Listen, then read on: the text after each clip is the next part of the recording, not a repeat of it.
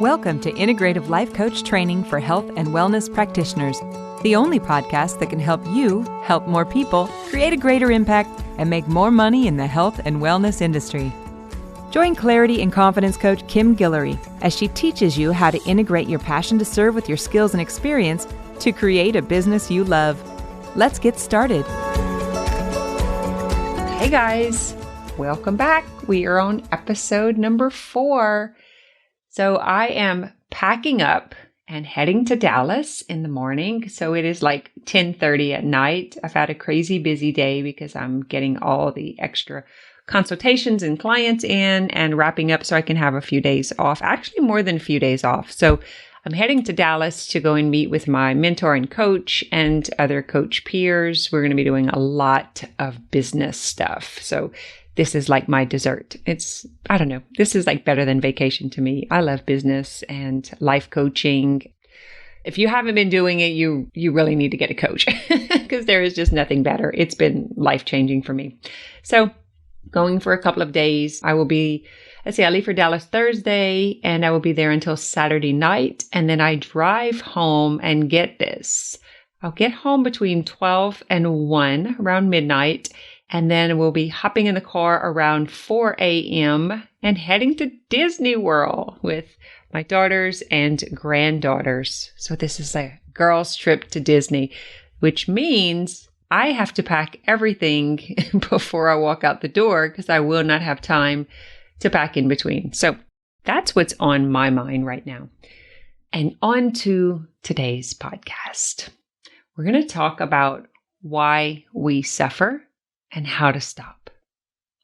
So this was something when I was willing to give up these 3 things and really be willing to lose it all, let it go, everything became available for me. So I am super excited to share this with you today.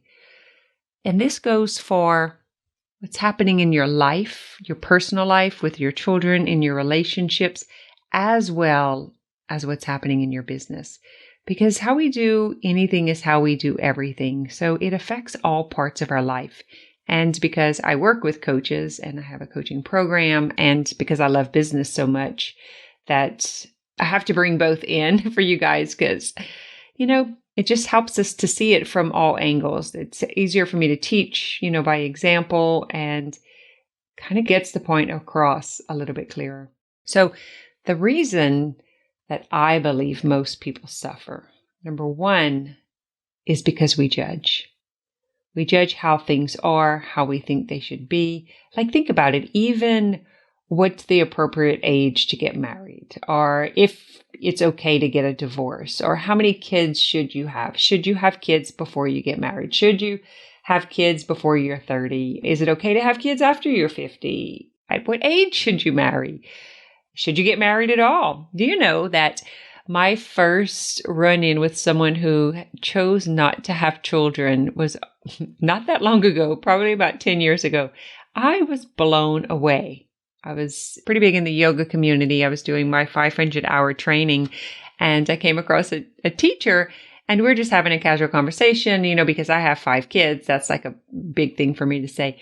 And so I was asking if she had any children, and she was like, no. And I was like, oh, I don't even remember what I said, but my mind thought, oh, she must not have been able to have children, right?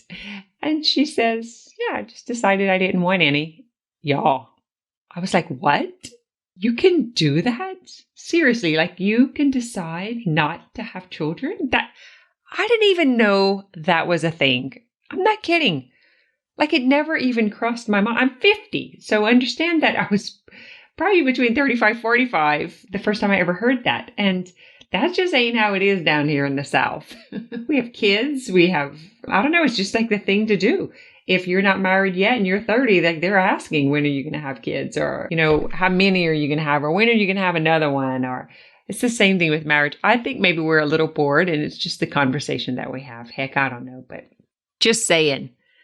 I guess that you can say that was a judgment I had formed or a perception, a way that I saw things. And it floored me out and just realizing that you have a choice. You don't have to do it that way.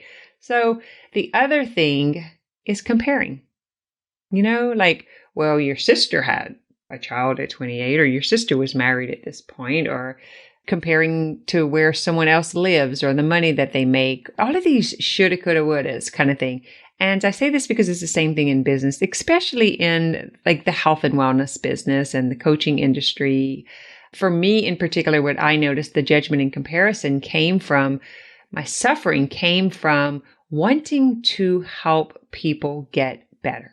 Like wanting to help them heal, wanting to help them get healthier, to feel better. And it felt like they didn't want it. And so I was suffering like crazy. I was taking this as personal rejection, and there was, it must be something wrong with the way I'm doing it, or why don't they want this? And because in my mind, I was just trying to get healthy and get better and feel better. I was so miserable. And I couldn't understand that someone else didn't want the same. So I had this judgment and comparison that other people thought the way I did, or that they put priorities in the same place that I did. And where the suffering came in from is I thought they should want it. Not only they should want more or want better, but they should want it now. Like, don't you see what I have to offer? Can't you see how fabulous this is? Like, this is amazing.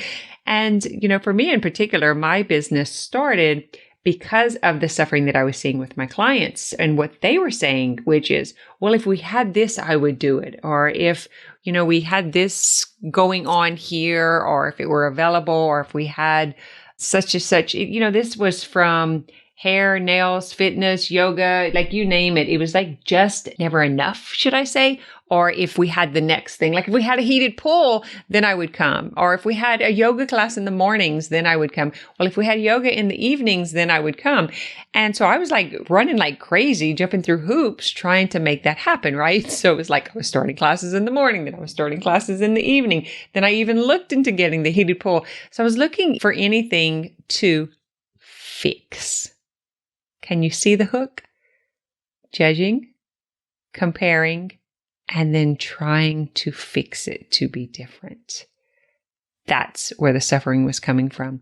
And what I'm saying about when I was willing to lose it all, when I was willing to give up that need to fix and that need for it to be different, then everything became available for me. And business, in life, in relationships, like everything changed.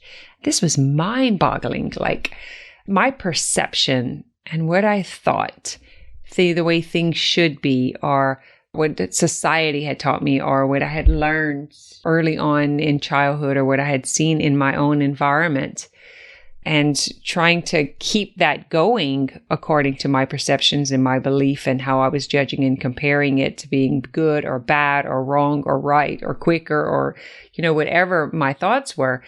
And I had to come to that place of realizing that I was causing my own suffering. And even more than that, what I figured out is when I was willing to let go and when everything became available, it was so much better than I could possibly imagine, because my perception was so limited. Like I remember I had a coach several years ago, probably about 10, 12 years ago. And we were talking about retreats, and I've always just wanted like this women's wellness center, or like I wanted to have lodging and housing. And if they were in a hard relationship, that they would have a place to actually get out of that environment. And, we could put them up for a few months as they got stronger and found jobs and had a place for the kids and like that kind of thing. Because I was seeing a lot of this in the fitness center, that they were getting their lives cleaned up and clean, their diets, and they were starting to exercise, and then they would go back into that environment and they would kind of just get deflated, and then they would quit. And I was suffering so much from this because I was trying to figure out like, what else could I do? And why weren't they getting it quicker? Why didn't they continue to come? And again, judging and comparing, right? It's their journey. It's their path. Nothing has gone wrong. When we can let go of what we think things should be and how quick it should happen. Like, can you see how we do this in every aspect of our life? How our kids turn out, what kind of grades they make, what are they going to do with the rest of their life, who are they going to marry, or like we don't want them to suffer. We think they're entitled to having this amazing, perfect life where they don't suffer. It's just this humanity entitlement kind of thing. So I wanted to really talk about a few examples of this and then give you maybe something to think about, some opportunities to get out of it and maybe have a little less suffering in your life.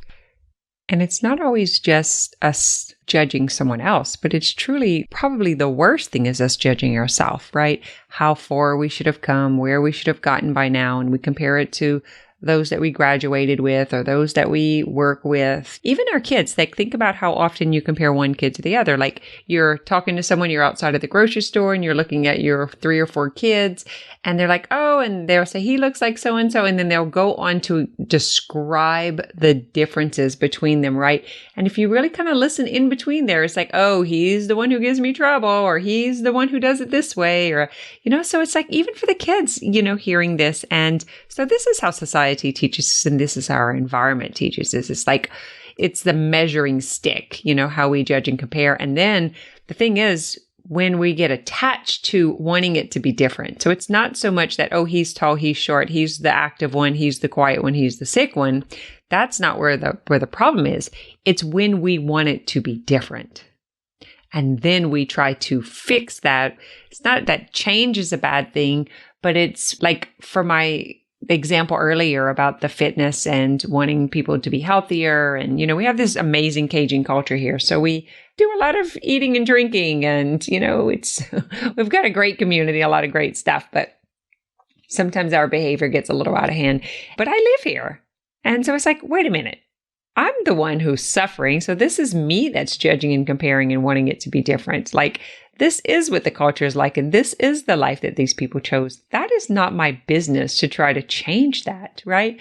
I can offer different for what I want to bring into my own life and changing my own environment. But if I think everyone else should want to do it too, and I'm judging and comparing and then trying to fix them and like want them to change, that's when the suffering comes in.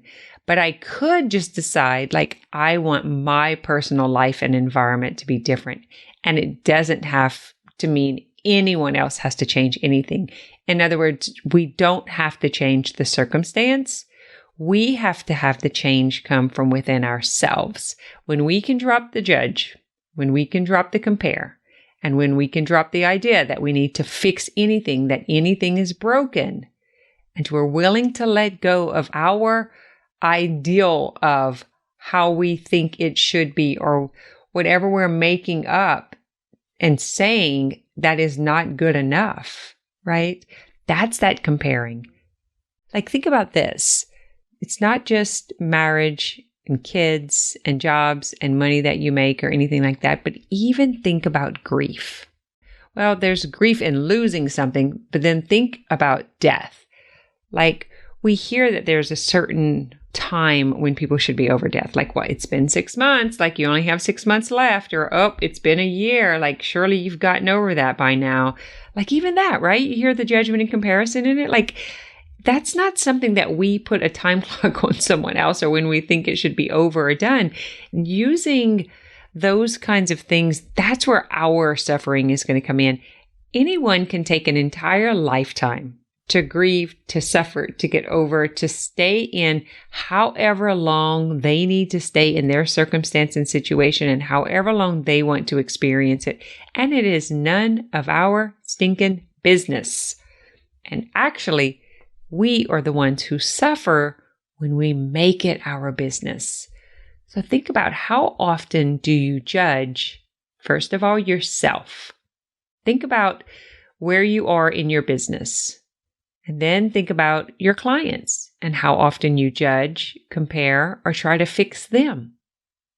And then think about in your relationships, in your family, amongst your siblings, your coworkers, maybe even comparing the place you work now compared to the place you used to work, or all of that stuff. And I'm not against wanting things to be better, like self-improvement and personal growth and that kind of stuff. That's not what I'm saying at all. I'm talking about when we look at it And then we bang our head against a brick wall trying to make it different than what it is and thinking it needs to be better or longer or shorter or sooner. That kind of stuff is whenever we really start the suffering. So there's recognizing, and then there's judging, and then there's comparing, and then there's trying to fix it. Can you see the difference? So if there were no perfect, and then again, what if everything is perfect, just like it is? What if we didn't reflect on the wrong, the right, the better, the sooner, and we just looked at it as, imagine we're just all on this track, and we're just making loops, making circles, right? Because that's kind of what we do. We just keep re-experiencing. I like to say it's like being in theater, and it's just a new scene, new character.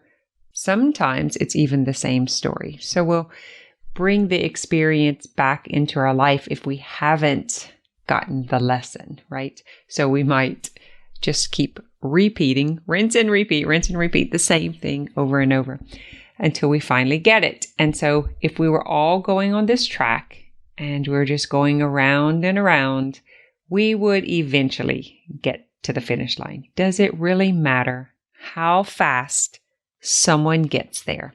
Because, oftentimes one person has a really big lead, but then they'll trip and fall. And the ones who are moving along slower will just pass them up. So if there were no perfect, no right or wrong, and we all were just walking each other home, if you could let go of the idea of time and you only lived in the moment without worrying about what someone was or wasn't doing, not judging, not comparing, and surely not trying to fix them, but allowing them to have their own experience as you're having your own experience. Because really what we're doing is taking our stuff and reflecting it and trying to fix it so that we can fix it within ourselves. So if we just minded our own business and we allowed other people to mind theirs, and we didn't judge them, and we didn't compare, and we didn't fix and control, what would life look like? What would it be for you? Even in your business, like think about it. You know what the mission of your business is. You know what your intention is. You know who you want to help. And you know how you want to show up. If you believed 100% that just that intention was enough to get you the results, if you took the aligned action, how would your life be different? Because I think back to the years where what I had or what I was offering, they kept saying like, if I was offering something different, then their action would be different. And how many times I tried to fix that and it simply wasn't true. And then I went into the part about the judging and comparing. Well, that's what they told me and they still don't want it. They must not want, But I've come to realize that everybody wants to feel better. Everybody wants better. They just don't all realize that it's available for them, or it's just not time yet, Or maybe they're not comfortable with change and they don't want to do the thing that it's going to take to get there. And that's okay. So what? Who would you be today if you weren't judging yourself, if you weren't comparing yourself, if you weren't trying to fix yourself? And then who would you be if you weren't trying to judge, compare, or fix anyone else? And instead, you were just walking along, minding your own business, believing that belief that's in your heart, taking aligned action, taking one step at a time, and then just allowing the results to come forward. I guarantee you, when I started looking at life that way, that's when everything became available. And it's so much better than what my limited perception or my thoughts and my judgment could possibly have come up with, because I couldn't even see the potential and the opportunities weren't there because I wouldn't have recognized them anyway, right? I was so stuck in how I thought it was supposed to turn out. And when I was able to let that go, then things just became possible.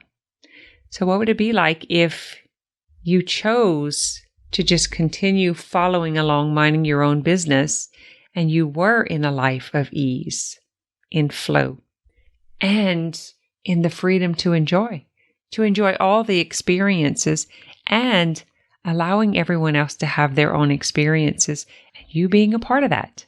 Like just that simple. And with all that said, I'd be curious to know what our world would look like if we would just let everyone else off the hook and just allow them to be them in their own timing. And we didn't make it personally mean anything about us, but even like I'm saying about the environment and wanting it to be different in my area and me suffering because I feel like it should be.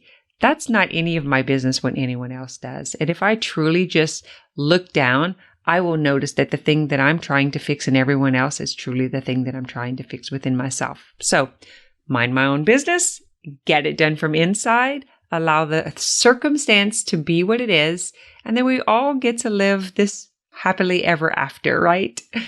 So I hope you enjoyed the show, and I would appreciate if you share it with your friends, if you give us a rating and review, because this helps us get the message out and find more people like you. The podcast actually reaches a greater audience if you leave a rating and review. So I'd really appreciate your support so that we can help more people like you get the message and build this community. Talk to you next week. Thanks for listening to this episode of Integrative Life Coach Training for Health and Wellness Practitioners. If you're feeling stuck on your journey to mind-body integration, head over to kimguillory.com to download your Stability First meditation today.